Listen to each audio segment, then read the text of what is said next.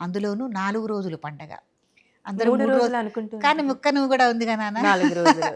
అందుకని ముక్క నువ్వు గూడా అసలు అదే నాలుగో రోజు పండగే అసలు ముక్కలు. బాగా కక్కా ముక్క పండగని బాగా చేసుకోవటానికి అదే 4 రోజుల పండగ.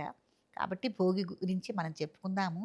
హ్మ్. భోగి స్నానాలు తప్పకుండా నువ్వుల నూనె మనకి మాడుకు గానీ, ఒంటికి గానీ రాసుకుని శుభ్రంగా మనం శనగపిండితో నలుగు పెట్టుకొని నీళ్లు పోసుకోవటం అనేది, తలంటు పోసుకోవటం అనేది మంచి పద్ధతి.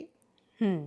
విడెప్పుడు మీరు షాంపూలతో వాటితో పోసుకున్నా గూడా, ఈ రోజున కుంకుడుకాయలు దాంట్లో కొద్దిగా మందారాకు చేర్చి పోసుకోవటం వల్ల జుట్టు బాగా మంచిగా మురికిపోయి షైనింగ్‌గా ఉంటుంది. మెత్తదనం చేకూరుతుంది.